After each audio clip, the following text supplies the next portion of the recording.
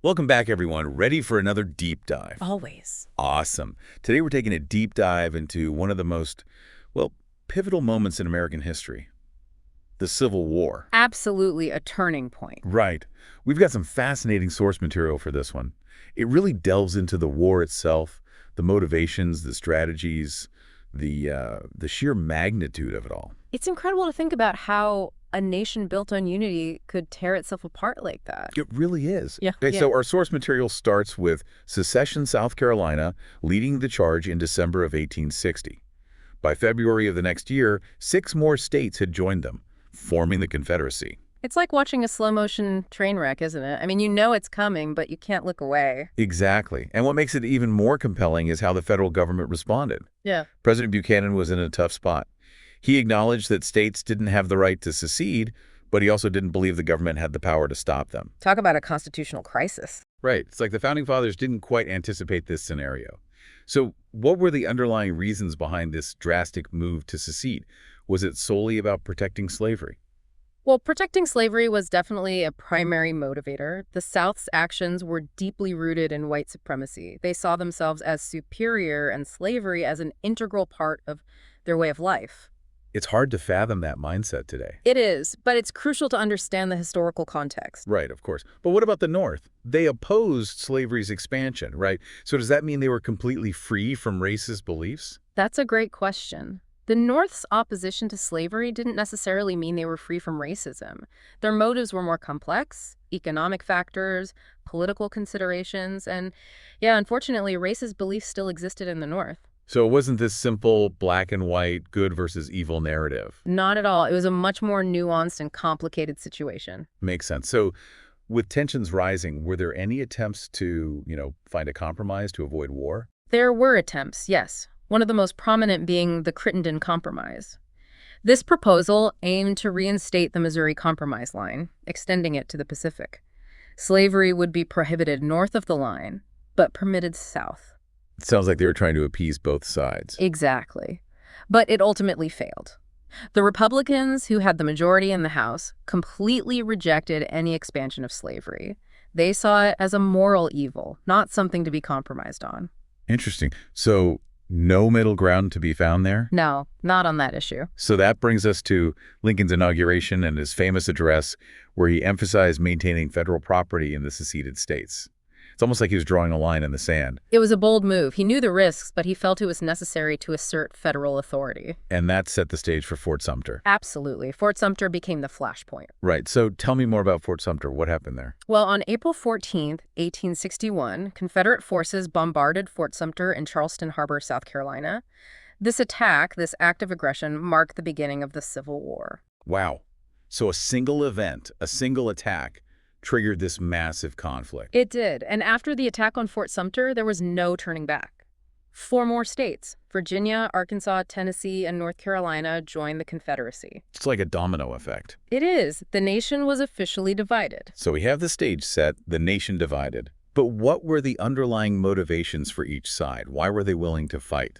It can't be as simple as North versus South, right? You're right. It's much more nuanced than that. For the North, preserving the Union was paramount. They believed in the power of the federal government and saw secession as a threat to the nation's very existence. And for the South? For the South, it was about defending their way of life, which of course included slavery. They felt their rights and freedoms were being threatened by a powerful federal government that didn't understand or respect their way of life. Oh, so both sides felt they were fighting for something much bigger than themselves. Exactly. These were deeply held beliefs, beliefs that shaped their identities and fueled their determination to fight. And amidst all this turmoil, what was the perspective of Black Americans, both enslaved and free? How did they view this conflict that was reshaping the nation? Well, for Black Americans, both enslaved and free, the war was immediately understood as a fight for freedom, for liberation from a system that had denied them their basic human rights for centuries. So they saw the true stakes of the conflict from the very beginning. Absolutely. And figures like Frederick Douglass, a prominent abolitionist and former slave, articulated this understanding with incredible clarity. He framed the war as a battle of civilization against barbarism. A powerful way to put it. So both sides are committed to fighting, each driven by their own ideologies. But now the question becomes, how do you actually wage a war of this magnitude? How do you mobilize the resources, the manpower, the sheer will to fight? It's a huge undertaking. Right. So let's start with the North. How did they gear up for this massive war effort? The North faced a monumental task. They needed to raise the money, the men, and the materials to fight a long and costly war. And they had to innovate to do it. Okay, so tell me about these innovations. How did they finance this war effort? Well, they implemented new taxes, of course, on things like goods and services. Sounds familiar. Right. But the real game changer was the National Bank Acts of 1863 and 1864. These acts established a national banking system which allowed banks to issue U.S. Treasury notes as currency. This created a more stable and unified financial system. That's pretty clever. Laying the foundation for modern banking during a time of war. Exactly. It was a necessity. Right. But you can't fight a war with money alone. How did the North assemble their army? Initially, they relied heavily on volunteers. There was a surge of patriotic fervor in the early days of the war. Makes sense. People eager to defend their country. Right, but it quickly became clear that volunteers wouldn't be enough. They needed a more sustainable system. So what did they do? Well, in March of 1863, Congress passed a national draft law requiring all young adult males to be eligible for military service. It was a controversial move, but seen as necessary. Were there any, loopholes? Ways to get out of it? There were. You could hire a substitute or pay a $300 fee to avoid the draft. Wow. So a system that favored the wealthy? Unfortunately, yes. And it led to resentment. This resentment boiled over in July 1863 with the New York City draft riots. Oh, right. Those were incredibly violent, weren't they? They were. The riots were primarily led by Irish workers who were already struggling economically. They saw the draft as yet another burden placed upon them by the wealthy elite. So you have these internal divisions emerging within the North, all while they're trying to wage this war. Must have been an incredibly challenging time for Lincoln. It was. Lincoln faced immense pressure from all sides, but he demonstrated remarkable leadership during this time. In what way? Well, he formed a diverse cabinet representing all factions of the Republican Party and even some Northern Democrats. It was a strategic move to foster unity and build consensus. Our move. He also wasn't afraid to utilize his war powers when necessary, even without a formal declaration of war from Congress. Like what? What kind of actions did he take? Well, he sent troops into battle and implemented a naval blockade of the South. These were bold moves, but he believed they were essential to preserve the Union. It sounds like he was walking a tightrope, trying to balance the need for decisive action with the complexities of a deeply divided nation. Exactly. And keeping the public on board with a protracted war with all its casualties and costs was no easy feat. So how did Lincoln manage to maintain public support? Well, he understood the power of persuasion, of connecting with the people. He used pamphlets, posters, speeches, songs, and even photographs to convey the importance of the war effort. Photographs, how did those play a role? The photographs of Matthew Brady in particular had a profound impact. They captured the grim realities of war, the casualties, the suffering in a way that words simply couldn't. I can imagine. A picture is worth 1,000 words, as they say. And then there was the 1864 election. Lincoln was facing re-election amidst a raging war. It was a nail-biter. I bet. How did he manage to pull off a victory in such a challenging political climate? To broaden his base of support, he formed the Union Party, a coalition of Republicans and pro-war Democrats, and against all odds, he won. Wow. A testament to his leadership and the North's determination to see the war through. But even within the North, weren't there debates about the war's aims? I mean, beyond just preserving the Union. Yes, absolutely. The question of emancipation became a major point of contention. There were differing viewpoints within the North itself. What were the different perspectives? Well, you had the radical Republicans who advocated for immediate abolition of slavery, Okay. and then the conservative Republicans who favored a more gradual approach. So you have these internal factions, all united in wanting to preserve the Union, but divided on how to handle slavery. Exactly, and it was a gradual shift. The Confiscation Acts, for example, which freed slaves being used to support the Confederate war effort, represented a step towards emancipation. Okay. And as the war progressed, the momentum for emancipation grew stronger, especially as more enslaved people fled to Union lines seeking freedom. Makes sense. The war itself, the fight for the Union, seems to have pushed the North towards embracing emancipation as a core war aim. It's a great observation. The political and social dynamics were constantly evolving. Now let's shift our focus to those most directly impacted by this fight for freedom. Black Americans. Their role in the Civil War is often overlooked, but it was absolutely crucial. It was. They fought for their own freedom, the freedom of their families, and the future of their people. So how did they contribute to the war effort? Well, initially, they were largely excluded from military service. Yeah. This would soon change with the Emancipation Proclamation. Right, that was a game changer. It was. The Emancipation Proclamation not only declared slaves in Confederate territory to be free, but also allowed black men to enlist in the Union Army. It must have given them a sense of hope and purpose, a chance to fight for their own liberation. Absolutely. And they responded enthusiastically, enlisting in droves. What were some of the challenges these brave soldiers faced? I mean, even fighting for the Union, I imagine they still encountered prejudice and discrimination. Sadly, yes. They were often relegated to menial tasks, faced higher mortality rates due to disease and poor conditions, and received lower pay than their white counterparts. It's heartbreaking to think about. It is. But despite these injustices, they served with immense pride and distinction. Their contributions were essential to the Union's victory. Their service paved the way for future generations of black leaders. Their story is truly inspirational. Okay, so we've talked about the men on the front lines, the political maneuvering, the financial struggles, but what was happening on the home front? What role did women play during the Civil War? Well, the Civil War had a profound impact on women, both North and South. With so many men away fighting, women had to step up and fill the void. I can only imagine. They became teachers, sales clerks, factory workers, you name it. But perhaps the most significant change was in the field of nursing. Nursing. That's not something you typically associate with the battlefield. You're right. But the Civil War, along with the Crimean War a few years earlier, really highlighted the need for skilled nurses on the battlefield. Okay, so the world was starting to recognize the importance of nursing in a modern war setting. Exactly. And here in the U.S., Dorothea Dix played a crucial role in establishing a formal nursing corps for the Union Army. So there was deliberate effort to recruit and train women as nurses? Yes, but it was demanding work. Long hours, difficult conditions, and meager pay. Sounds like a tough job. It was, but thousands of women stepped up to the challenge. Any notable figures among them? Definitely. Clara Barton, who later founded the American Red Cross, served as a nurse during the war, and so did Louisa May Alcott, the author of Little Women. Wow. Talk about a diverse group of women contributing to the war effort. And their contributions weren't limited to the battlefields, were they? Not at all. They were vital in the home front as well, writing letters, raising money, caring for families, and holding their communities together. They were the unsung heroes, keeping the home fires burning. Absolutely. And some women took their activism even further. Elizabeth Cady Stanton and Susan B. Anthony, both leaders in the women's rights movement, founded the Women's National Loyal League in 1863. Oh, interesting. What was their goal?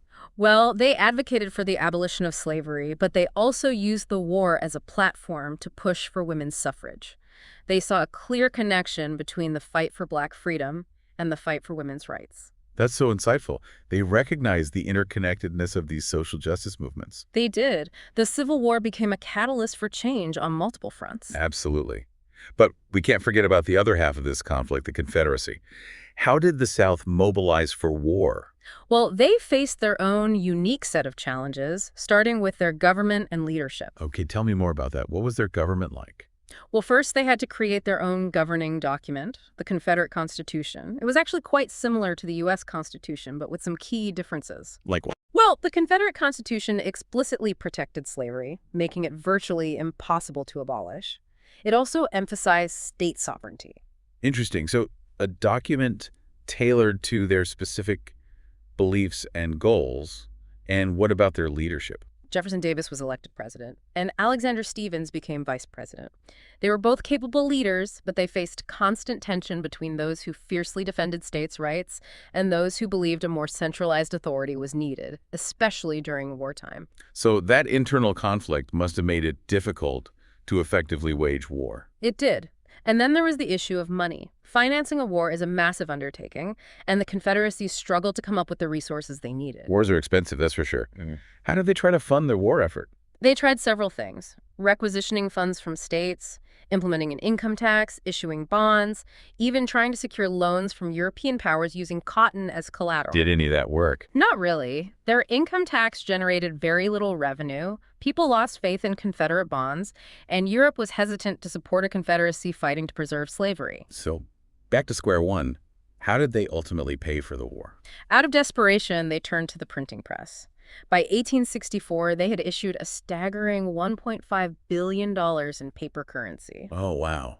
That sounds like a recipe for economic disaster. It was. It led to hyperinflation, which crippled their economy and caused immense hardship for ordinary people in the South. So they're dealing with internal conflict, financial instability. Yeah. What about their army? How did they recruit and maintain their fighting force? Like the North, they initially relied on volunteers. However, enlistments dwindled as the war dragged on. So did they also implement conscription? Yes, in April 1862, they passed a conscription act requiring military service for white men between the ages of 18 and 35. But it was met with a lot of resistance, particularly because wealthy men could avoid service by hiring substitutes or paying a fee. So again, a system that seemed to favor the wealthy. It did. And this led to resentment and a growing sense that it was a rich man's war and a poor man's fight. Makes sense. That kind of inequality breeds resentment, especially during a time of war. It does. And this resentment further undermined the war effort. So we've talked about their government, their finances, their army. But what about the broader impact of the war on Southern society? The impact was devastating on every level. Shortages became commonplace, inflation spiraled out of control, and society was constantly on edge, living with the threat of violence and death. It must have completely destabilized their way of life. It did. This instability led to resistance against the government, against conscription, food impressment, and taxes. People started hoarding goods, black markets flourished, the social fabric of the South was unraveling. Wow. And their economy, which relied so heavily on cotton production, how did the war affect that? Well, the Union blockade had a devastating impact. The blockade prevented Southern ships from exporting their cotton, which led to a dramatic decline in sales. They tried to diversify their crops and industry, but it wasn't enough to offset the losses. So the blockade was a major factor in crippling their economy. It was. And for the enslaved people, the war brought about a tightening of slave codes and increased brutality. However, it also presented opportunities for escape, and many enslaved people took advantage of the chaos to flee to Union lines in search of freedom. Such a dangerous and courageous act. It was, risking everything for a chance at freedom. And Southern women also played a crucial role during the war. They kept farms running, cared for their families, worked in factories, and supported the Confederate cause in various ways. It sounds like women on both sides rose to the occasion, taking on new responsibilities and contributing to the war effort in remarkable ways. They did. It was a time of immense change and sacrifice for everyone. Now let's turn our attention to the battlefields themselves. This war was incredibly bloody, wasn't it? It was. Over 750,000 Americans died in the Civil War, more than any other conflict in our history. And the technology of warfare played a significant role in those staggering losses. What kind of technological advancements made this war so much more deadly? Well, the rifled musket, for example. It had a longer range and greater accuracy than earlier muskets, which resulted in higher casualty rates. Artillery had also improved, and fortifications, particularly trenches, became increasingly important. So we see the early stages of trench warfare, something that would become so prevalent in World War I. Exactly. And then there was the impact of technology on transportation and communication. Railroads played a crucial role in moving troops and supplies, and the telegraph allowed for faster communication, although it was still limited.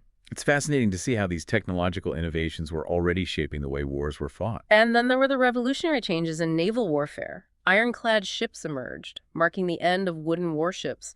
We even saw the first appearances of torpedoes and submarines. Wow, the early seeds of modern warfare. Right there in the Civil War. So, with all these advancements in weaponry and tactics, how did the war actually unfold? Where were some of the major battles fought? Yeah, let's get into the nitty-gritty of it all. Well, one of the most significant early battles was the First Battle of Bull Run, also known as the First Manassas, in July of 1861. I've heard that one was a real wake-up call for the North. It was. The Union Army, overconfident and underestimating their enemy, marched towards Manassas Junction, Virginia, only to be soundly defeated by Confederate forces led by General P.G.T. Beauregard. So an early victory for the Confederacy. It was, and it boosted Southern morale while shaking the North's confidence. Okay, so where did the fighting go from there? Well, in 1862, the focus shifted to the Western Theater. The Union's goal was to gain control of the Mississippi River. Smart move. Control the waterways, control the flow of supplies and troops. Exactly. And they had some early successes. They captured New Orleans, a crucial Confederate port, and won a hard-fought victory at the Battle of Shiloh. So significant gains for the Union in the West. But what about the East? The Eastern Theater was where the two main armies clashed repeatedly in a series of bloody battles. The Union, despite its advantages, struggled to make decisive progress. And why was that? Why couldn't they achieve a quick victory in the East? Well, the Confederate Army, led by General Robert E. Lee, was incredibly skilled and determined. And they were fighting on their home turf, which gave them a tactical advantage. The war in the East became a brutal war of attrition. The Confederacy's goal being to wear down the North's resolve. Exactly. Make it so costly, both in terms of lives and resources, that the North would eventually give up. And for a while, it seemed like that strategy might work. It did. But then came the Battle of Gettysburg in July of 1863. This three-day battle, the largest ever fought on American soil, proved to be a turning point in the war. Okay, tell me more about Gettysburg. What made it so significant? The Union Army, led by General George Meade, occupied a strong defensive position. The Confederate Army, under General Lee, launched a series of attacks, hoping to break through the Union lines. On the third day, Lee ordered a massive assault, Pickett's Charge, against the center of the Union line. Pickett's Charge. It's one of those names that just sticks in your mind. It was a disaster for the Confederacy. Thousands of Confederate soldiers marched across open ground, facing withering fire from Union artillery and rifles. It was a massacre. Lee lost nearly a third of his army at Gettysburg, and the Confederate Army never fully recovered from those losses. A crushing defeat for the South. It was, and it came at a pivotal moment. On the same day that Lee retreated from Gettysburg, July 4th, 1863, the Confederate stronghold of Vicksburg surrendered to General Grant, giving the Union complete control of the Mississippi River. Wow. A double victory for the Union on Independence Day. Symbolic, to say the least. It was a turning point in the war, both militarily and psychologically. The South's hopes for victory began to dwindle, while the North, sensing that victory was within reach, redoubled their efforts. So the tide was turning in favor of the Union. It was. But the war was far from over. It would drag on for almost 2 more years. And that's where we'll pick up in part 2 of our deep dive into the Civil War.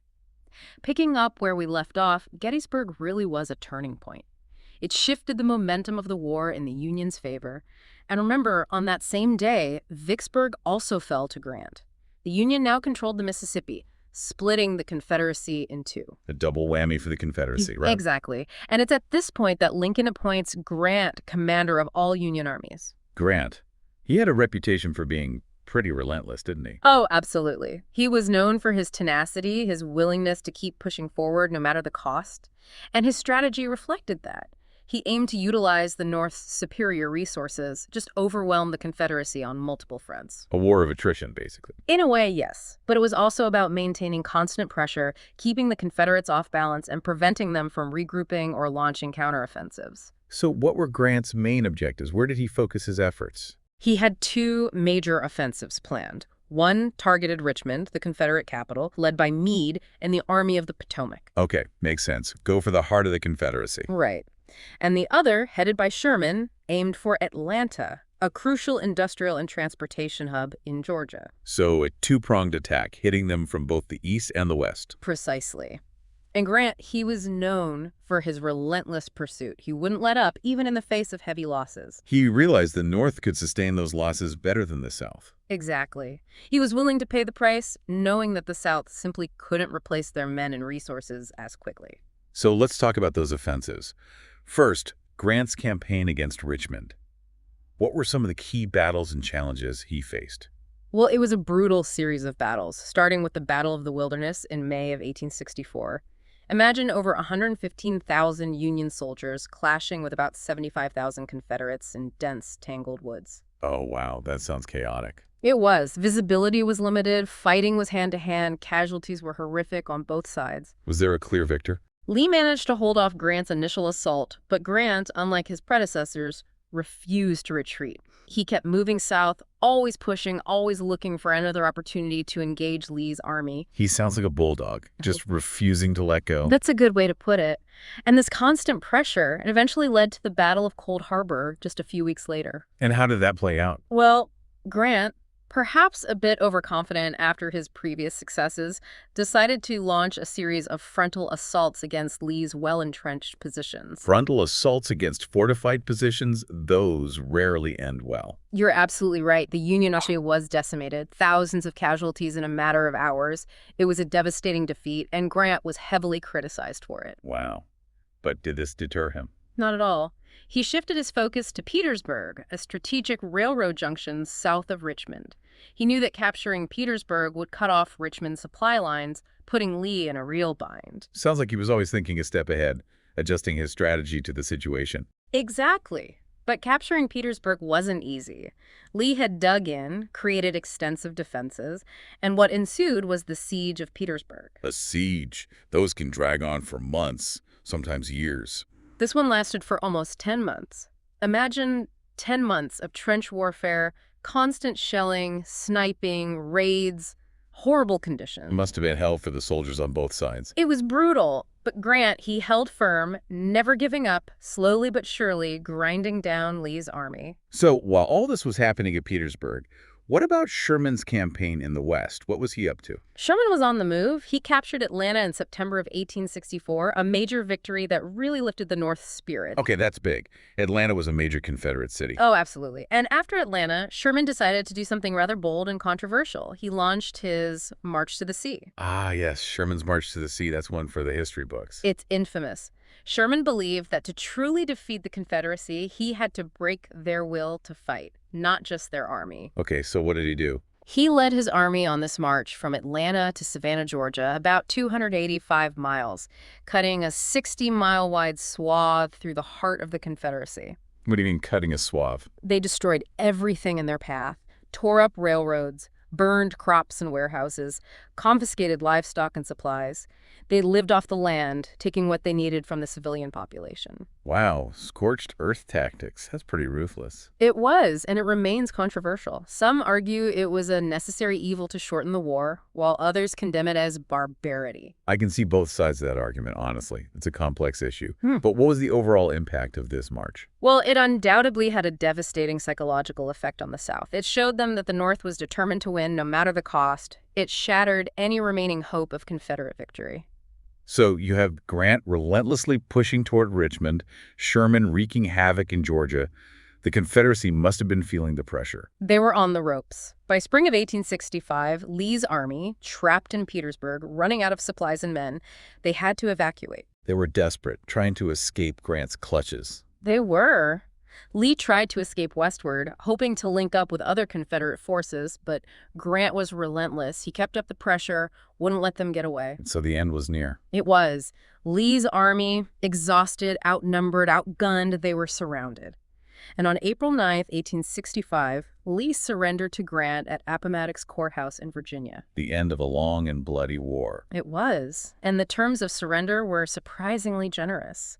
Grant allowed the Confederate soldiers to return home with their horses and belongings. He even ordered his troops to salute the Confederates as they marched past. That's remarkable, a show of respect amidst all that bloodshed. It was a gesture of reconciliation, an attempt to start the healing process. So did the fighting end immediately after Lee's surrender? Not entirely, but the remaining Confederate resistance crumbled quickly. Johnston, who commanded forces in North Carolina, surrendered to Sherman on April 26th, and Jefferson Davis, the Confederate president, was captured in Georgia on May 10th. The Confederacy was officially no more. The nation was reunited, but the scars ran deep. What were the lasting consequences of this war? Well, the most obvious consequence was the abolition of slavery. The Union was preserved, but the question of what freedom would actually look like for formerly enslaved people remained.